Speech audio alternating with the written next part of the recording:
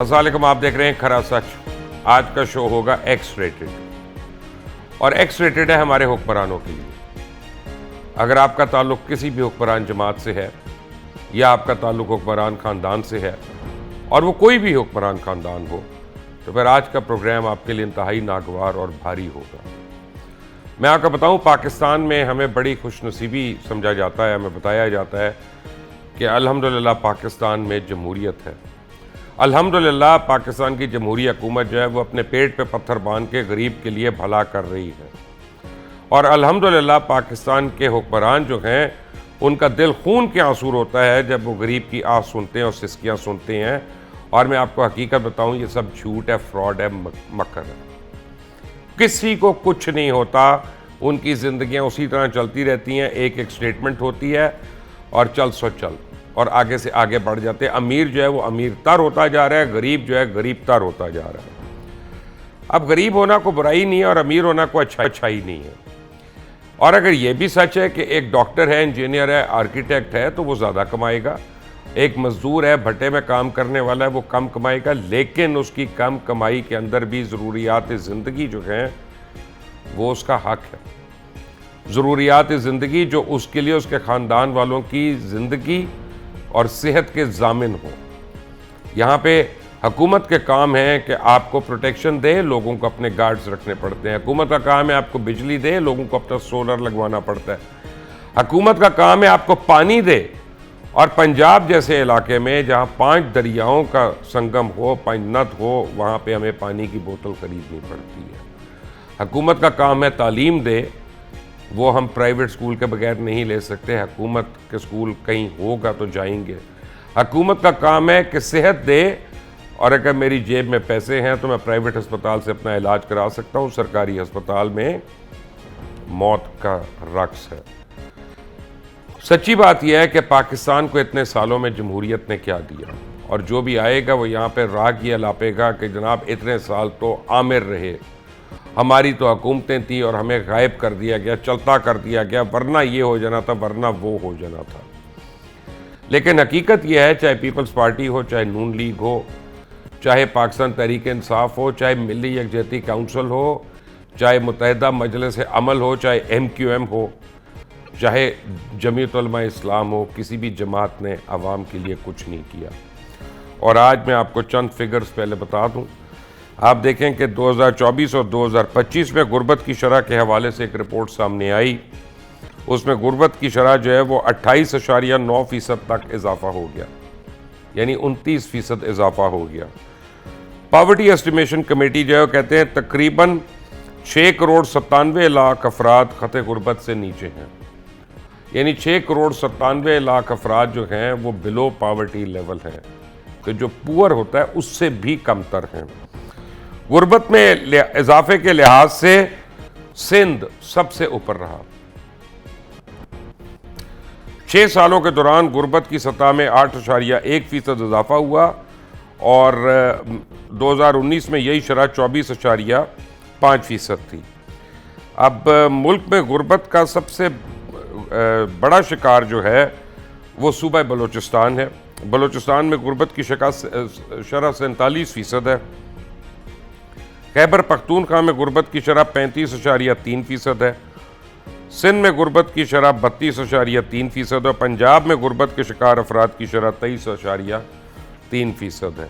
तो कोई भी सूबा ये नहीं कह सकता मैं उससे कम हूँ या उससे ज़्यादा या उससे कम। फ़र्क यह है कि इनकी नींदें नहीं उड़ती, इनके ठाट बाट नहीं ख़त्म होते, इनके मोटरकेड नहीं कम होते, इनकी नई मर्सिडीज़ें, नई लैंड क्रूजरें, नए जहाज़ वो नहीं ग्राउंड होते, और आपकी सिस्कियों के ऊपर से ये जाएंगे रोनते हुए। और अक़वाम मुत्तहिदा कहती है कि पाकिस्तान में 75 लाख अफराद शदीद ग़िज़ाई अदम तहफ़्फ़ुज़ का शिकार हैं, और इनके दौरान जायज़े के दौरान 45 अज़ला की अवाम इंतहाई ख़ते गुर्बत की ज़िंदगी गुजार रहे हैं, जिसमें 19 अज़ला बलूचिस्तान, 12 अज़ला सिंध, 14 खैबर पख्तूनख्वा में वाक़ हैं। और इन 45 अज़ला की मजमूई आबादी तकरीबन 3,56,00,000 अफराद पर मुश्तमिल है। अब ये आप कह सकते हैं कि मुल्क की 14% आबादी के पास तो कुछ खाने के लिए नहीं है, बाकी 7 करोड़ लोग खते गुर्बत के नीचे हैं। फिर 2026 की एक अक़वाम मुत्तहिदा की रिपोर्ट के मुताबिक सेहत पर गुर्बत के सख्त असरात बच्चों की पैदाइश से पहले ही शुरू हो जाते हैं। 5 साल से कम उम्र के 27 लाख से ज़्यादा बच्चे शदीद ग़िज़ाई किल्लत का शिकार हैं। पाकिस्तान उन 10 ममालिक में शामिल है जहाँ भूख और फूड क्राइसिस सबसे ज़्यादा है। पाकिस्तान में रोज़ाना 675 बच्चों की सेहत के काबिल इलाज मसाइल के हाथों मौत होती है। और आलमी बैंक की 2023 की जो रिपोर्ट है अक्टूबर की, वो कहते हैं पाकिस्तान में 40% बच्चे ग़िज़ाई किल्लत का शिकार। 40% बच्चे ग़िज़ाई किल्लत का शिकार है। खुदा ना करे कि वो आपके बच्चे हों। फिर मुझे बताइएगा कि ये सिर्फ 40% हैं या वो एक बच्चा जो आपका है वो अगर भूखा है, वो अगर बीमार है, तो फिर पूरी दुनिया भले मनोसलवा खा रही हो, आप कैसे सुखी हो सकते हैं। मैं इसको बिल्कुल मैं बिटर नहीं करना चाहता, लेकिन ये हकीकत है। और आलमी बैंक की उस जारी करदा रिपोर्ट में पाकिस्तान भर में ईंटों के 18,000 से ज़्यादा भट्टे हैं और 23 लाख अफराद भट्टों पे जबरी मुशक्कत का शिकार है। जबरी, ये अभी आपको मैं एक्सप्लेन करूंगा। 97% अफराद कर्ज की वजह से भट्टों पे मजदूरी पर मजबूर हैं और एक दिन में 1200 से 1500 ईंटों की तैयारी होती है और आमदन सिर्फ 500 से 600 रुपया फी खानदान है। फी खानदान। मैं इसके ऊपर आता हूँ और ये आपको एक्सप्लेन करने की कोशिश करता हूँ कि बेसिकली होता ही है कि आप जब भट्टे पे काम करते हैं तो मेरे पास ऐसी फुटेज आ जाएगी अभी थोड़ी देर तक, मैं आपको दिखा भी सकता हूँ कि भट्टे के ऊपर ख़वातीन जो होती हैं, इवन प्रेग्नेंट औरतें, आप इस गर्मी में आप देखें कि आप अपने घर में पंखे के नीचे नहीं बैठ सकते। तो भट्टा जहाँ पे सारी आग और ईंधन है उसके अंदर बैठ के वो कर रही हैं, इवन प्रेग्नेंट औरतें, और उनके बच्चे भी उनके साथ होते हैं जो छोटे बच्चे होते हैं, और उनको जंजीरों से बांधा होता है उनके पैरों को, ताकि वो भाग ना जाए वहाँ से, क्योंकि उन्होंने उनको एडवांस दिया होता है वहाँ पे काम करने के लिए। ये चंद हज़ार रुपए के एवज़ हम जो इंसानियत को पामाल कर रहे हैं, ये सब इसके ऊपर चुप है। उसकी वजह यह कि जमहूरियत जिंदा है, क्योंकि जमहूरी कदरें तो हैं नहीं हमारे अंदर। जमहूरियत का वैसे तो फ़ायदा सम्राट जो है वो आम आदमी को नहीं है, लेकिन जमहूरियत जिंदा है और हमारे हुक्मरान खुश हैं। उनके ठाट बाट नहीं ख़त्म होते, उनकी अय्याशियाँ जो हैं वो कम नहीं होती। जब वज़ीर आज़म पाकिस्तान में, एक आदमी की आपको एग्जांपल दे देता हूँ, वो कहते हैं कि मेरा दिन खूल के आंसू होता है और मैं पत्थर बांधता हूँ जब मैं बिजली की कीमत बढ़ाता हूँ या पेट्रोल की कीमत बढ़ाता हूँ। तो खुदारा तब से लेकर आज तक आप देख लें, वज़ीर आज़म हाउस के खर्चे में 1 रुपए की कमी अगर वाक़ई हुई हो, तो 1 रुपए की कमी भी अगर वज़ीर आज़म हाउस में वाक़ई हुई हो ना, तो फिर मैं मानूं कि वज़ीर आज़म सच बोल रहे हैं। और अगर मुल्क का वज़ीर आज़म आपसे गलत बयानी कर रहा है तो फिर बाकी किसके ऊपर हम एतबार करें। हमारे यहाँ तो हमारे जो सो कॉल्ड मौलवी हैं वो भी हुक्मरानों के साथ मिल जाते हैं, उनकी लंबी उम्रों की दुआ करते हैं, उनकी सेहत की दुआ करते हैं, ताकि गरीब मरता है तो मरे वो वहीं पे रहे और वो कमाते रहे। पीपल्स पार्टी से रज़ा हारून मेरे साथ है, नून लीग से कौसर काज़मी और पाकिस्तान तहरीक इंसाफ से शफीउल्लाह जान। और आप देखिएगा, मैं इन तीनों से जब बात करूंगा, खुदारा अल्लाह ने इनको कितना कमाल का हुनर दिया कि तीनों पहले इस बात से एग्री करेंगे जो मैं कर रहा हूं, उसके बाद सारे दूसरी बातों पे डाल देंगे और दूसरे हालात पे डाल देंगे। शफीउल्लाह जान साहब, आपसे शुरू होते हैं क्योंकि आप KPK से हैं, हमारे मेहमान हैं। जो मैं कह रहा हूं बातें, क्या कभी सियासतदानों को इन बातों का अदराक होगा कि अपनी अपनी मुराद का, अपनी अपनी सीटों का आपने याद रखना है सिर्फ?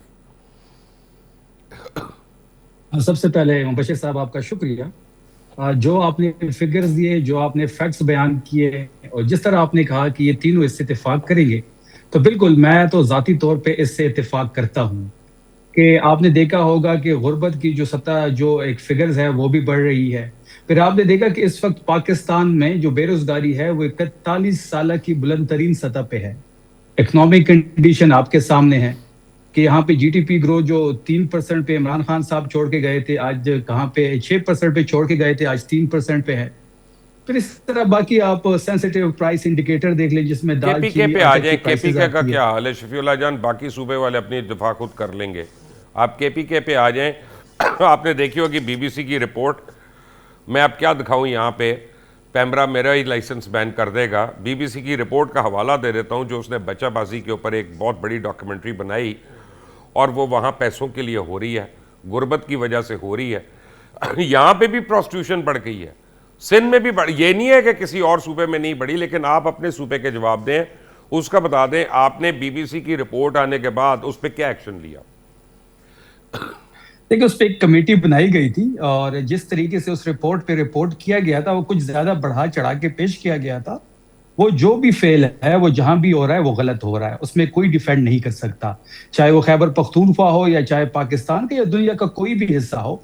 इस फेल को कोई डिफेंड नहीं कर सकता, लेकिन उस रिपोर्ट में थोड़ी चीजों को ज्यादा दिखाया गया है। इतना भी नहीं है जितना उसमें दिखाया गया, खुलेआम तो ऐसी कोई चैलेंज बात कर नहीं देना, है जिस तरह उसको उनको हम। सू कर दें बीबीसी को कि हमारे मुल्क का नाम बदनाम कर रहे हैं, हमारे सूबे का नाम बदनाम कर रहे हैं। करे ना सू उनको। डोनाल्ड ट्रंप ने तो किया था, देखिए बीबीसी को पैरों पे गिरा दिया था। बीबीसी माफिया ही मांग रहा है अभी तक। देखिए, सू करने पे आए तो हर रोज 3-4 चीजें आपको फिर सू करनी पड़ेगी। आपको पाकिस्तानी मीडिया को फिर सू करना पड़ेगा जो करे आए ना, रोज गलत न्यूज ब्रेक करती करे है। ना। नहीं तो फिर हम इस नहीं, फिर सू करने के लिए आपको एक अलग पैनल चाहिए होगा या अलग वकला की एक टीम चाहिए होगी जो रोज 10 से आपके 12 पास तो चीजों है को ही सुई वकील, करते रहे। वकील तो बहुतात में है पीटीआई में। हाँ अपनी अपनी दुकानदारी तो जी, उन्होंने 9 मई की चमकाई हुई है, अपनी अपनी फीसें तो ज्यादा कर 9 ली हैं मई उन्होंने। अपने लीडर का तो केस लड़ा नहीं 9 उन्होंने कोई। 9 मई के बाद तहरीक इंसाफ में अब ज्यादातर अहम ओहदों पे वकला ही हैं। वकला को टिकट्स भी मिले, वकला सेनेटर भी बने, वकला पार्टी के ओहदों पे भी बराजमान है, इसमें कोई शक नहीं है।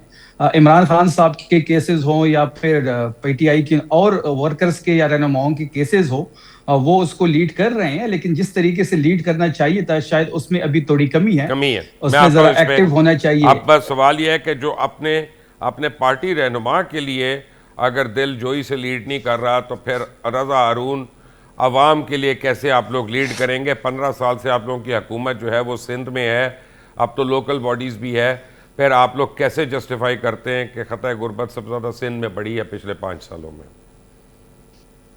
बशीर भाई, जस्टिफाई तो नंबर्स को और फैक्ट्स को कोई भी नहीं कर सकता। लेकिन हमें ये भी देखना चाहिए कि क्या आया हुकूमतों की, रियासतों की या इदारों की कोताहियां हैं जिसकी वजह से ये सब कुछ हो रहा है, या इसके जो जो इसकी इस देखिए ना, ये तो फैक्ट्स और नंबर्स आपने हमें बता दिए ना। अब इसकी जो फाइंडिंग्स हैं उनको जांचना और परखना बहुत जरूरी है कि आखिर ऐसा क्यों हो रहा है।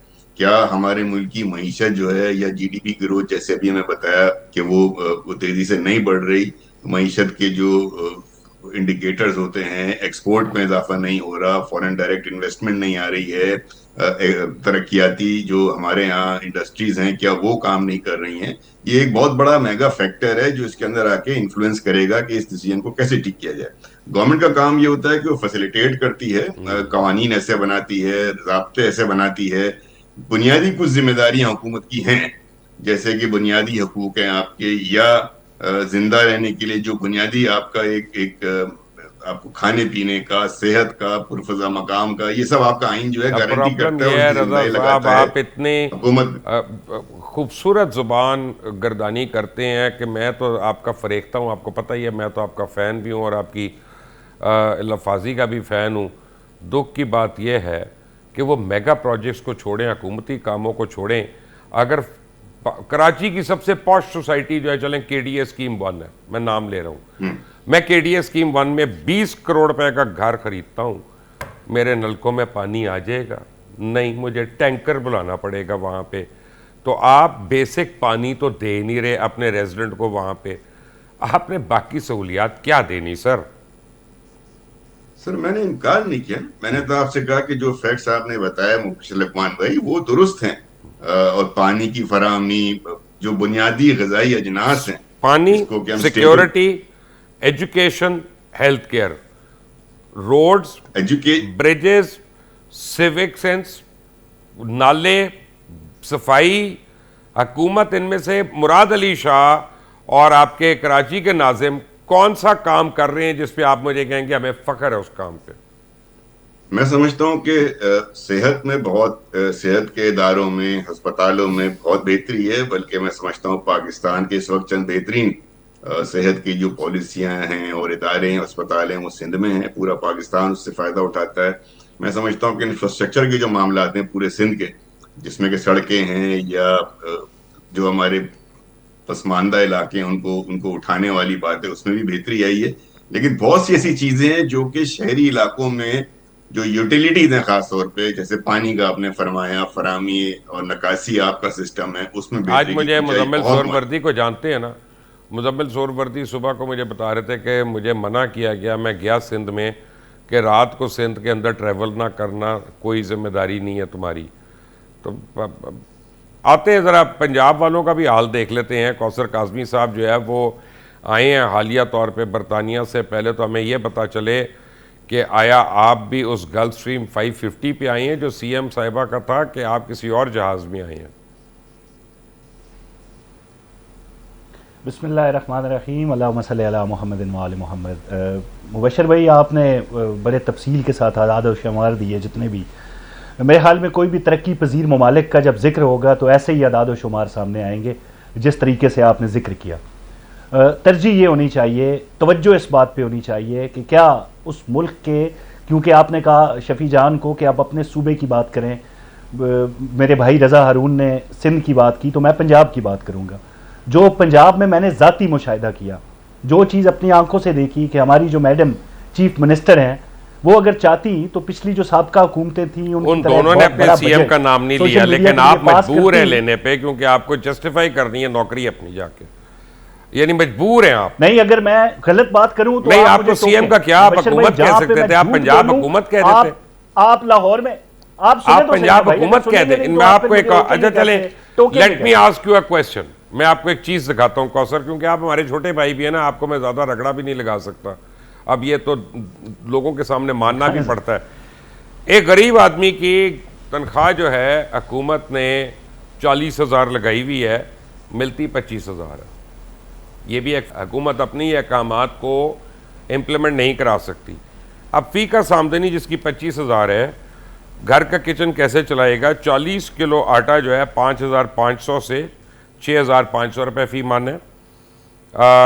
40 किलो आटा जो 4 किलो घी, उसकी कीमत जो है 1,500 से 2,000 रुपया है। सब्जियां और दालें खर्चा 6 से 8,000 रुपया। चीनी पत्ती खर्चा 1,500 से 2,000 रुपया कम अज़ कम। ये बच्चों का दूध खर्चा 3,000 से 4,500। किचन का कुल खर्चा 20 से 22,000 रुपया कम अज़ कम। बिजली का बिल 5 से 8,000 रुपया। मकान का किराया 8 से 12,000 रुपया। इसमें कोई खुशी, गमी, बीमारी, फौतगी, कफन, कब्र, ये कुछ भी शामिल नहीं है। तो कौसर काज़मी साहब, 25,000 रुपये तनख्वाह वाले का या इवन 40,000 रुपये तनख्वाह वाले का प्लीज़ आज मुझे बजट बना दें। मैं भाई उसी तरफ आ रहा था, आप बोलने नहीं देते ना। फिर मैं आगे जिस तरह चीखता हूँ किसी और बोलने के पैसे तो मुझे मिलते हैं, आप लोगों को ओहदे मिलते हैं। मैं चीख भी नहीं सकता। मैं तो आपको ये बता रहा हूँ कि तमाम सूबों को सामने रखें और बताएं कि किसी चीफ मिनिस्टर ने जितने भी मंसूबे हैं, क्या वो किताबों में? आप लाहौर में बैठे हुए हैं। अभी कल जो है वो रहमत कार्ड का हमने जो है वो इफ्तिताह किया। राशिद नसरुल्लाह, आप भी जानते हैं, मेरा छोटा भाई है, उसकी बड़ी काविशें थी। मतलब 50,000 बेवाएँ जो ख़वातीन हैं, जो गुरबा हैं, उनकी एक माहाना तौर पे एक मदद की जाएगी। वो अपनी छत, अपना घर, बड़ा मुश्किल होता है किराया देना मुबशर साहब। 16 से 20,000 25,000 तो घर के किराए हैं, बड़ी फैमिली हो। अब एक बंदा 14,000 जो किराया दे रहा था घर का, अब वही 14,000 आपके ना कई प्रोजेक्ट्स ऐसे ही हैं। चले एक काम करते हैं, एक प्रोजेक्ट आपने बड़ी फैन फेयर से पिछले साल लॉन्च किया था, एयर एम्बुलेंस का, वो चल रही है जी? कहां पे? बिल्कुल चल रही है भाई, रोजाना। अब मैं आदादो शुमार नहीं, एक मिनट देखिए, मुझे ये बताएं, आप पंजाब हुकूमत के पास एक भी जहाज उसकी मिल्कियत है एयर एम्बुलेंस के तौर पे?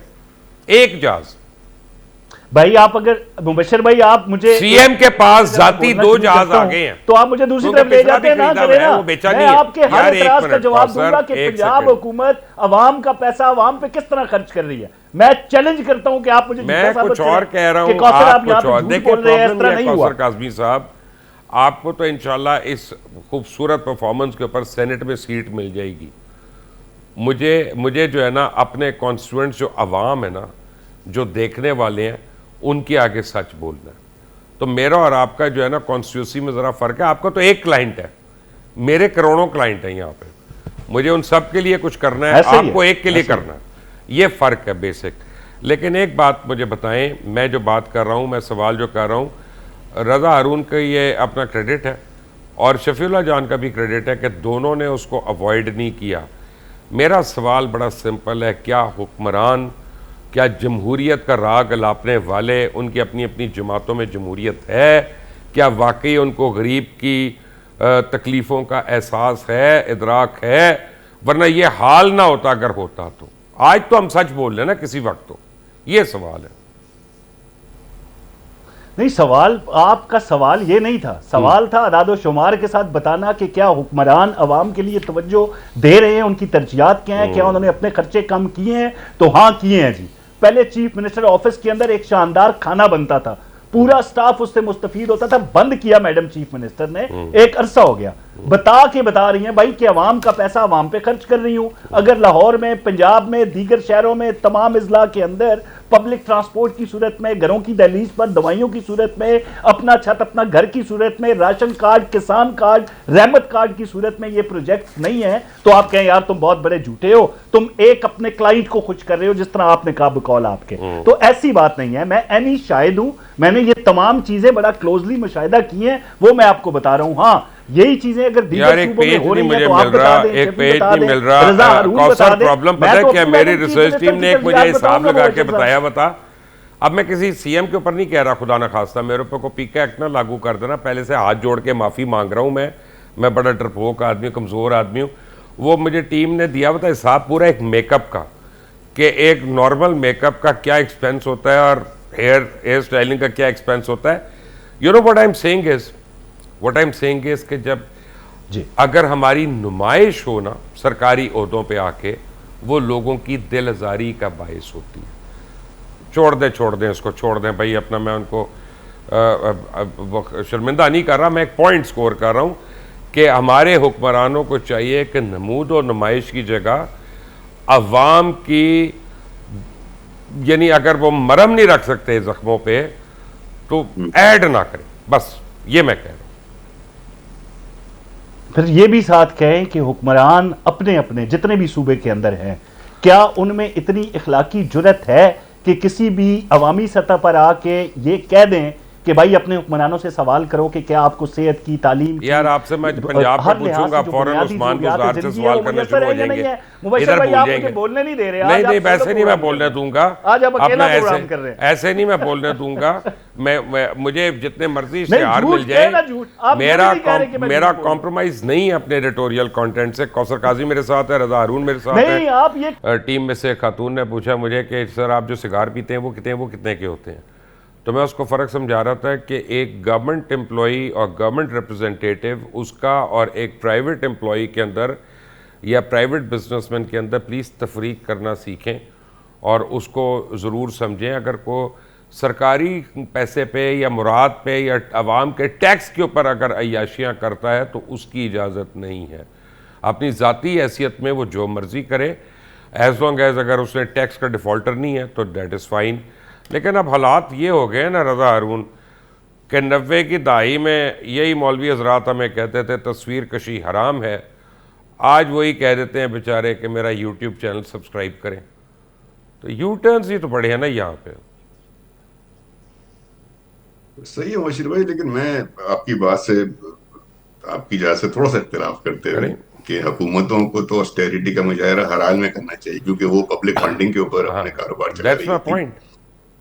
हाँ, उनका तो पब्लिक फंडिंग के ऊपर सारा एक्सपेंसेस है, तो उनको तो एक्सपेंसेस बड़े एहतियात के साथ एक अमानत समझते हुए उसका खराज करना चाहिए। लेकिन जहां तक अवाम का ताल्लुक है, अवाम का भी ये फर्ज है कि वो माशरे के अंदर जो इस वक्त हमारी तकसीम है अमीर और गरीब के दरमियान, वो बहुत ज्यादा बढ़ चुकी है। जो अमीर है वो अमीर तरीन है, जो गरीब है वो गरीब तर हो गया, बल्कि गुर्बत की लकीर से भी नीचे जा चुका है।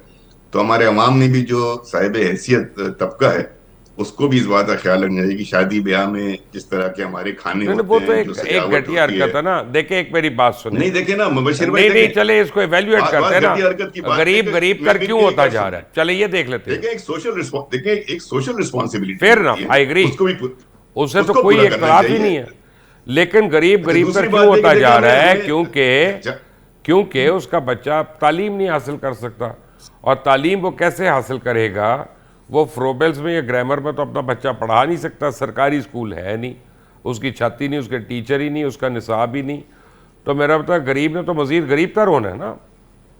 एग्जैक्टली और ये मौके प्रोवाइड करना, इसकी फैसिलिटेशन करना, यही सूबाई हुकूमतों का काम है, वफाकी हुकूमत का काम है। साथ ही साथ जब हम ये बात करें मुबशिर भाई, तो हम इस बात को ना भूलें कि मईशत और सियासत, इसको साथ साथ चलना होता है। मुल्क माशी तरक्की उसी वक्त करता है जब सियासी इस्तेकाम हो। सियासी अदम इस्तेकाम होगा, मुल्क में अफरा तफरी लगी हुई होगी, बिजनेस अपॉर्चुनिटीज नहीं होंगी, फिर जो डूइंग डूइंग सियासी ऑफ तो इसका बिजनेस काम है जो ना रजा हारून, इस वक्त आपकी कोई ऑपोजिशन नहीं ही है, नहीं सियासी है। इस्तेकाम नहीं है मुबशिर पीटीआई भाई, की ये आवाज़ हम नहीं अपने आप को निकलने धोखा दे रहा, दें। कोई भी ऑपोजिशन है नहीं। तो मेरा मतलब है, मुआशी इस्तेकाम कहाँ पे है? नहीं, सियासी इस्तेकाम नहीं है ये मुबशिर भाई, हमारे मुल्क में अदम इस्तेकाम की कैफियत है। हमारे यहाँ लोग जो है वो मुतमईन नहीं हैं, हमें इस बात को एक्सेप्ट करना चाहिए। यहीं पे वो काम शुरू होता है कि हमें ये सोचना चाहिए कि जब तक हम ये देखें ना, गवर्नमेंट्स का काम क्या है? गवर्नमेंट का काम है फैसिलिटेशन करना। गवर्नमेंट का काम कारोबार करना नहीं है। गवर्नमेंट का काम है कि वो ऐसे मौके पैदा करे, ऐसा माहौल पैदा करे कि इन्वेस्टमेंट आए। वो इन्वेस्टमेंट आए, वो जिससे प्रोडक्टिविटी हो, इंडस्ट्रीज लगे जहां ये खपत हो। दूसरी जानेब आप अपनी पॉपुलेशन देखें कि आपकी पॉपुलेशन की जो तादाद है, जो नंबर्स हैं, वो भी बड़े हॉरिफिक हैं। कि आपके जो वसाइल हैं, आपकी सरकार के जो पॉपुलेशन वसाइल हैं, की रियासत के जो तादाद वसाइल इसलिए हैं, उस हॉरिफिक है रजा हारून, क्योंकि आपके स्टेंटेड बच्चों की जो परसेंटेज है वो हॉरिफिक है। और वो 45% है कंट्रीब्यूट, मुबशिर भाई। जी, स्टंटेड जो हमारे बच्चे हैं उनकी 45, और उनकी बुनियादी वजह जो हमें यूनिसेफ बताता है, वो पीने का साफ पानी की अवेलेबिलिटी नहीं। प्रिसाइसली। अब ये वो तमाम चीजें हैं जिससे हुकूमतों को शाय अवे नहीं करना चाहिए। ये रिस्पॉन्सिबिलिटी मैं लेता हूं कि ये हुकूमत की रिस्पॉन्सिबिलिटी है, ये हुकूमत को पूरी करनी चाहिए।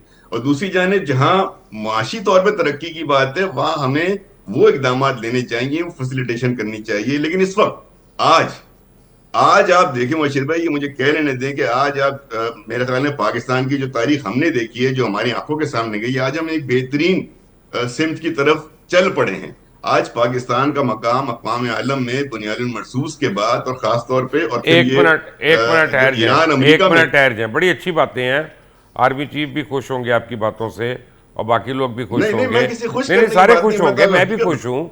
अब फर्क एक और है, इस वक्त 8:38 हो रहे हैं मेरी घड़ी पे। 8:04 पे ये प्रोग्राम शुरू हुआ था। तो रजा हारून, कितने मिनट का हो गया ये प्रोग्राम अभी तक? 38 मिनट का हो गया जी, 36 मिनट का, 35-36 मिनट का। अब वर्ल्ड बैंक की रिपोर्ट के मुताबिक पाकिस्तान में हर 1 मिनट में एक बच्चा मर रहा है, ठीक है ना? तो जितनी देर में मैंने और आपने ये झगड़ा कर लिया या बातें कर ली एक दूसरे से, 36 बच्चे चुपचाप मौत के मुंह में चले गए हैं। दैट इज़ हाउ जो हुकूमतें होती हैं उनका काम मल्टीटास्किंग होता है, एक वक्त में कई कई काम करने होते हैं। अगर आप एक वक्त में ईरान और अमेरिका की जंग बंदी करवा रहे हैं, तो दूसरे वक्त में बिजली भी प्रोवाइड करना आपका ही काम है, उसी वक्त पानी भी प्रोवाइड करना आपका ही काम है। या वो जिम्मेदारी उस वक्त ख़त्म नहीं हो जाती? क्यों शफीउल्लाह जान, हो जाती है उस वक्त तो ख़त्म। मुबशिर साहब, गवर्नमेंट जो होती है उसकी रिस्पॉन्सिबिलिटी काफ़ी सारी होती हैं। वो एक रियासत के तौर पे प्ले करती है। एजुकेशन देना, सेहत का निज़ाम देना, फिर आपने बिजली का जिक्र किया, फिर तालीम की बात आपने की। तो ये तमाम तर चीज़ें जो गवर्नमेंट होती है, चाहे सूबे में हो चाहे फेडरल गवर्नमेंट हो, उसकी ये जिम्मेदारी होती है कि वो अपने शहरियों को ये चीज़ें जो है वो आसान तरीके से पहुंचाए। लेकिन बदकिस्मती से जो पाकिस्तान का इस वक्त हाल है, वो हम मजीद तबाही की तरफ जा रहे हैं। आपने अब फैक्ट्स एंड फिगर आपने सारे सामने रख दिए, लेकिन आप फैक्ट्स एंड फिगर्स को ये भी देख ले कि इस वक्त जो करप्शन हो रही है उसका जिम्मेदार कौन है। 5300 अरब की एक डॉक्यूमेंटेड करप्शन IMF की आपके सामने है। फिर 1700 अरब जो है वो पंजाब मकरूज है, खैबर पख्तूनख्वा भी मकरूज है, इसमें कोई शक नहीं है। लेकिन खैबर पख्तूनख्वा की अगर मैं बात करूं तो वो बाकी सूबों से, बाकी गवर्नेंस के लिहाज से या फिर सहूलियात के लिहाज से बाकी सूबों से अच्छा है। उसकी वजह है शफीउल्लाह जान, एक रिपोर्ट मिनट, इससे पहले कि आप उसका क्रेडिट ले लें, उसकी वजह ये है कि बाकियों ने अगर 100 प्रोजेक्ट पे काम किया तो आपने सिर्फ 9 पे काम किया, तो उस पर करप्शन उतनी होनी है जितनी 9 प्रोजेक्ट्स में होनी है। आपने अगर 100 प्रोजेक्ट शुरू किए होते तो फिर डिफरेंट होती। प्लीज़ ये ना करें। मैं ये कह रहा हूं कि इस प्रोग्राम में पॉइंट स्कोरिंग नहीं करनी, अपने अपना मौकफ दें मुझे कि गरीब का कब सोचेंगे। नहीं, मैं पॉइंट स्कोरिंग नहीं कर रहा हूं बशीर साहब, और आज के प्रोग्राम में आप छोड़ भी नहीं रहे किसी को पॉइंट स्कोरिंग के लिए।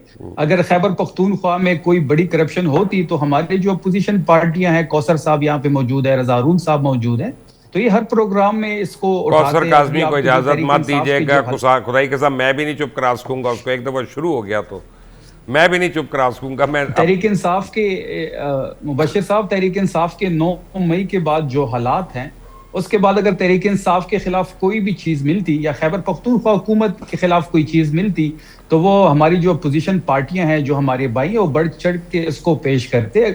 अगर आप फैक्ट्स एंड फिगर्स को देख लें तो इंसाफ कार्ड जो है वो सबसे बड़ा एक इनकलाबी ऐसी बात ना करें, शुरू किया। हम पॉलिटिक्स में आ जाएंगे। चले एक छोटी सी पॉइंट आपको बता दूं बात, अलीमा खान के बच्चे जो अपना सीधा कोर कमांडर हाउस के अंदर गए थे, बाहर निकले, 24 घंटे की गिरफ्तारी के बाद उनकी बेल हो गई, दूसरों की बेल नहीं हुई। आपके अपने लीडर्स जो है ना, उन्होंने मुकमका किया हुआ है, इसे दूसरों को मत ब्लेम करें please. Kausar Kazmi very quickly आपके पास। इस पे तो फिर आप अदालती निज़ाम को ब्लेम करना चाहिए, अदालती निज़ाम को ब्लेम करना चाहिए कि एक अदालत कैसे अगर एक बंदे के अगर अलीमा के बच्चे की जमानत होती है तो अदालतें काम कर रही हैं, और अगर 804 की जमानत नहीं होती तो अदालतें खराब। अदालती निजाम पे ये सवालिया निशान है, ये अलीमा पे तो सवालिया निशान नहीं है। ठीक है ठीक है ठीक है, आप मासूम आदमी है अपना शफी, आप मेरा हमेशा से यही पॉइंट रहा है। कौसर काज़मी आपका फ्लोर है, जो कुछ आप कहना चाहते हैं गरीबों को बुरा भला आप कह लें आराम से, कोई बात नहीं। सबसे पहले तो आपने कहा जी पॉइंट स्कोरिंग नहीं करने दूंगा, तो शफी को कहें कि थोड़ा सा ना मुतालिया किया करे जब भी कोई इल्ज़ाम लगाए हम पे। ये भाई मेरे सामने बोल देता है, फिर मैं पकड़ लेता हूँ, फिर उस पर मैराथन ट्रांसमिशन शुरू हो जाती हैं। अभी इसने कहा जी 5300 अरब की करप्शन हुई है, IMF की रिपोर्ट है। भाई दोबारा पढ़ो उस रिपोर्ट को। मैं ये नहीं कहूँगा कि आपको अंग्रेजी नहीं आती, मुझे पता है आप पढ़े लिखे हैं, मैं एतराफ़ करता हूँ इस बात का। या जानबूझ के आप ज्यादा पढ़े लिखे हैं, वो 5300 अरब करप्ट माफिया से सुने इंग्लैंड में भी बड़ा कोई नहीं है। सुनो ना, मैं अगर झूठ बोलूं तो मुझे पकड़ो, यहां से पकड़ो।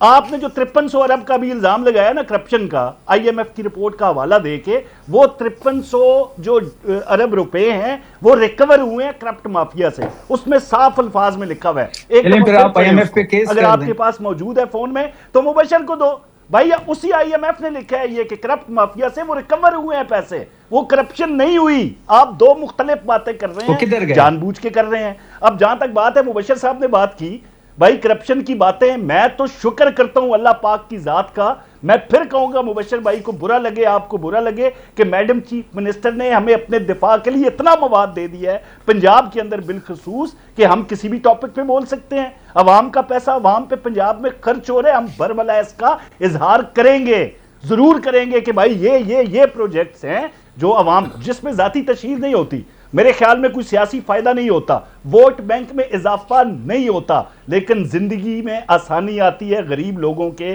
गरीब खानदान के, जो हम करी जा रहे हैं और हम करते रहेंगे। इस तरह की मिसालें जब आप शफी से पूछेंगे, ये कहेगा नहीं हमें मैंडेट मिला है केपी की। अच्छा कौसर काज़मी, मुझे चलते मेरे पास 4 मिनट रह गए हैं, 4 मिनट रह गए हैं, मुझे चलते सिर्फ ये बताएं 1700 अरब मेरा सूबा कर्जदार नहीं है, बाथरूम की तस्वीर मेरे लीडर की नहीं। वो ठेकेदार कौन था वाला जिसके घर से अरबों रुपए पकड़े गए, वो केपी से उसका ताल्लुक नहीं था, जिससे पकड़े गए हैं नैब आपके अंडर जाके गिरफ्तार करे केपी के। क्या किया आपने उन लोगों का? कुछ नहीं किया। क्यों नहीं किया? तो मेरे लीडर का नाम नहीं है आपकी इशराफिया के, उनका आप कुछ बगाड़ नहीं सकते। सबसे ज्यादा यूनिवर्सिटियां हमारे पास है, हमारी आबादी आपसे कम है, सबसे याद ज्यादा नहीं है ना, हमारे पास है, तालीमी निजाम हम आपसे आगे अपने खाते में लिख लेते हैं। अच्छा बताएं, 4 यूनिवर्सिटियां बताएं जो आपने बनाई हैं, 4 बताए। आप हमेशा ये कहते हैं हमने बहुत यूनिवर्सिटियां बनाई, वो जो बाबा कौम ने बनाई थी वो भी आप अपने खाते में लिख लेते हैं। जब ना किया करें यार, ना किया कर मेरी जान, ना कर। मुबशिर साहब ये लिस्ट आपके पास मैं भेज रहा हूँ जी, जो 14 यूनिवर्सिटियां हमने बनाई और 20 यूनिवर्सिटियां हमसे पहली थी और 2 किसी एक में, और यार किसी एक में गंडापुर को पढ़ा भी लेना था, इतनी यूनिवर्सिटियां बना दी है तो किसी एक में कोई 2 यूनिवर्सिटी ऑफ लकी मरवत 2014 में बनी। को पढ़ा। अब सुन ले ये इशार की बात कर रहे हैं, मैं 14 गिनवा रहा हूँ। Hyderabad university of science and तो भाई जो एक मेडिकल कॉलेज बना था उसमें से कोई एक डॉक्टर नहीं निकला अभी तक। वो दयामीर कौन सा मेडिकल कॉलेज, उसमें से एक डॉक्टर नहीं निकला अभी तक। Technology 2016 medical college of 2017। चले अच्छी बात है। मुझे कौसर सिर्फ एक बात बता दें, मेरे पास सिर्फ 3 मिनट रह गए। कौसर चलते चलते मुझे एक चुड़ैल ने खबर दी है कि हमारी हरदिल अजीज़ जो मिनिस्टर हैं जनाब अज़मा बुखारी साहिबा के यार क्या कहते हैं खाक बदहन, क्या वो अपना फारिग होने वाली हैं, क्या उनको सैक की करने वाली हैं चीफ मिनिस्टर साहब? भाई खबरें आ रही हैं ऐसी, आई होप कि गलत हो।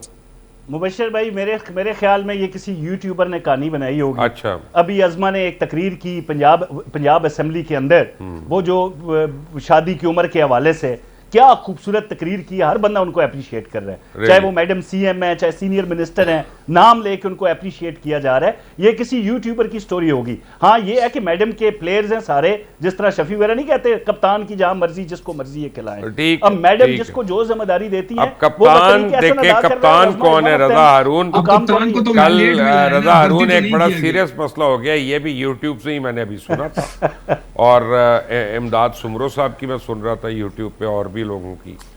वो कहते हैं कि जी मोहसिन नकवी साहब सबसे तगड़े वज़ीर हैं, उन्होंने एक्शन किया कॉन्स्टिट्यूशन 1 पे और वज़ीर आज़म ने उस एक्शन को रोक दिया। तो क्या आपके ख्याल में आज से शोडाउन शुरू है वज़ीर आज़म का और मोहसिन नकवी का? रजा हारून।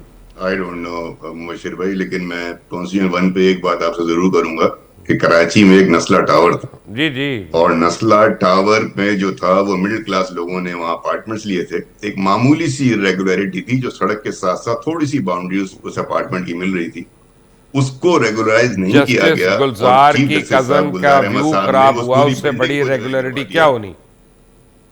बहुत छोटी सी रेगुलरिटी कि सड़क का कुछ हिस्सा उस बिल्डिंग में आकर उसको रेगुलराइज किया जा सकता था। ऐसी प्रेसिडेंस मौजूद हैं। तमाम हुकूमतों ने, तमाम सियासी पार्टियों ने, कराची की अवाम ने अपीलें करी चीफ जस्टिस साहब से के बारे में, लेकिन उन्होंने नहीं किया। लेकिन कॉन्स्टिट्यूशन 1 को रेगुलराइज किया, बनी गाला को रेगुलराइज किया। उन बेचारों को उनके मकान, उनके अपार्टमेंट्स की कीमतें आज तक नहीं मिल सकी हैं। तो ये जो इनजस्टिस होता है और जो हम एक तरीके से इंसाफ नहीं फराहम कर सकते, फिर इसकी भी मिसालें देनी चाहिए। तो नस्ला टावर के रिहायशियों का क्या कसूर था जो आज दरबदर हो गए? कई लोग उसमें जो है वो वफात पा गए इसका। नहीं मैं तो कल मैंने इस पर प्रोग्राम किया था कि जब ये बन रहे होते हैं सारे टावर, यूसी चेयरमैन की पर्ची पे बनी गाला रेगुलराइज। सर ये जब हमने सुना, मुबशिर साहब मुझे 1 मिनट दीजिएगा जी। मुबशिर साहब, इस सीडीए हो या कोई भी अथॉरिटी हो, चाहे लाहौर की हो, पेशावर की हो, ये जब बिल्डिंग्स टावर्स बनते हैं ये सोई होती हैं। बिल्कुल, जब टावर कड़ा हो जाता है तब इनको, ये आप सही कह रहे हैं, उस वक्त इनको सजा देनी चाहिए। शफी जान भाई आपने बिल्कुल ठीक। तो इसीलिए अब साकिब निसार का भी नाम आ रहा है, जस्टिस एजाजुल एहसन का भी नाम आ रहा है जी। कौसर साहब, बाबा ये साकिब निसार थे उस वक्त, क्या करते भाईजान? और एजाजुल एहसन उनका भी नाम आ रहा है, फैज याब हो गए, उनका भी नाम आ रहा है। लेकिन वेरी क्विकली रजा हारून साहब, हम कब तक अपनी जमहूरियत से उम्मीद करें कि वाकई ये जमहूरी कदरें इनमें आ जाएंगी और आपकी पार्टियों में जमहूरियत आ जाएगी? अभी तो फ़र्ज़ करें पार्टी में ही जमहूरियत नहीं, आप अगर खुद चाहें तो चेयरमैन के ओहदे के लिए नहीं आप कंटेस्ट कर सकते। तो वेरी क्विकली कब तक आ जाएगी जमहूरियत? 1 मिनट रह गया। आई डोंट नो, लेकिन उससे पहले अगर मशवरे एक बात हम यकीनी बना लें कि पाकिस्तान में तालीम आम हो जाए, बंदे को तालीम हो, जो बंदा वोट देता है या पार्टी के अंदर काम करता है, अगर वो तालीम याफ्ता होगा, यहाँ से ये वो जगह है जहाँ से आप काम शुरू करें कि तालीम काम करें और मयारी तालीम। रजा हारून आपका शुक्रिया, जान कौसर काज़मी आप तीनों का बहुत बहुत शुक्रिया। नाज़रीन मैं आपको बताऊँ चलते चलते सिर्फ जमहूरियत के 2 फायदे। और एक आम आदमी को शायद इसका पता ना हो। जमहूरियत का एक फ़ायदा यह है कि मुकर्ररा वक्त पे इलेक्शंस होते हैं और पीसफुल ट्रांसफ़र ऑफ पावर होती है। और दूसरा सबसे बड़ा फ़ायदा है जो आमरीत के अंदर नहीं होता कि हर इदारे के और फ़र्द के ऊपर एक चेक एंड बैलेंस होता है।